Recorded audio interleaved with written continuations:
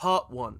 The meeting of Nullius and Ecclesia. Our story is based in the isolated faraway land, the Abyss. There are many who call it the Abyss. It is a continent isolated from the rest of the world. In the land of the Abyss, a huge different dimension called the Whole appeared, in times long lost from the traces of memory, which is well known to open its jaws and swallow both people and regions whole. However, the Whole is not just a disaster that swallows men, but is a rare, almost miraculous cases. It brings forth powers that could be called graces beyond human understanding to the world.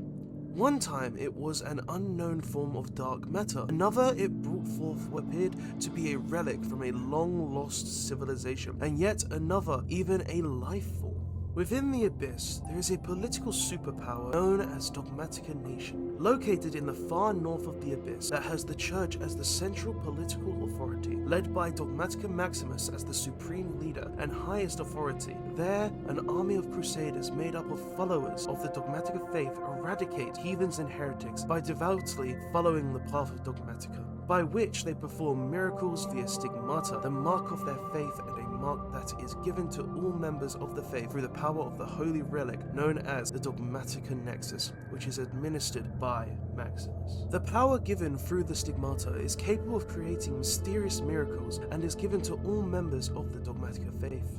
But the story does not begin with the Nexus, the holy relic, or even the leader of the church, but the two saints of the Dogmatika. Ecclesia, a maiden raised by the church since childhood, with a personality purer than any other, and the knight commander named Fleur de Lis, who has 4 stigmatas placed on her 4 limbs, and has been bestowed the 3 holy relics of the church, the sword, the shield, and the armor, which may only be wielded by those who hold truly incredible power of miracles. The story begins with these 2 saints looking onto the nation of Dogmatika, perched above the city, looking onto the beauty that is within this great nation of theirs. But as they are looking over the city, thinking what a marvelous and peaceful city this is, suddenly, out of nowhere, a portal known as the Whole opens in the sky, causing chaos in the city, but curiosity to some members of the church, thinking, will this be a disaster or a blessing on our nation? As this thought crosses the minds of some members of the church, a being covered in red veil appears and starts falling to the ground. The red-veiled creature hits the ground in front of the church of all places and reveals itself to be a huge dragon clad in armor and ash. The followers in the church, Aiden and Theo, begin to fight the dragon, but seem to be doing very little, and the ash dragon takes off into the sky, possibly trying to escape or to return to the portal that spat him out into the world.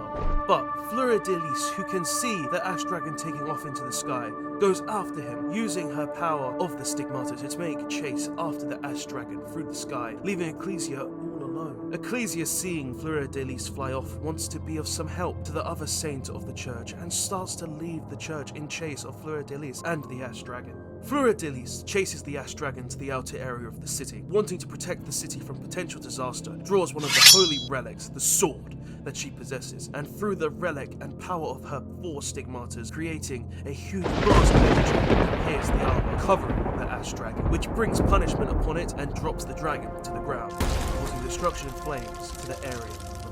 As this is happening, Ecclesia has almost caught up to the battle taking place in the sky, but as Fleur de Lis steals that final blow, Ecclesia sees the body of the ash dragon crash into the city, not too far away where she is currently, and rushes over to where the body has crashed. Once Ecclesia reaches the site of where the ash dragon should be laying, defeated, instead, Ecclesia does not see the dragon who fell from the sky through the hole, but a man wearing red robes and jewelry who is in the middle of the fire that lays from the crash, starting to stand up. Not knowing what to do, the young saint swings her hammer with the power of stigmata and the miracles it holds inside at the man, missing but knocking the man over onto the ground from just the force of the hammer caused in the wind. Ecclesia sees this man fall to the ground and seems confused and not sure what to do. The man seems weak and barely able to stand. The pure Ecclesia thinks to herself as she looks at this man who lays before her, weak and injured and barely able to stand. Do I have the right to end this man's life for just appearing from that hole in the sky, when this man could be a miracle to the world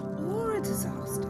Ecclesia continues to stare at Nullius Filius, unsure what this saint may do. Will she end him or spare him? Unsure, these two sharing a look that will be remembered by the two for the rest of their lives.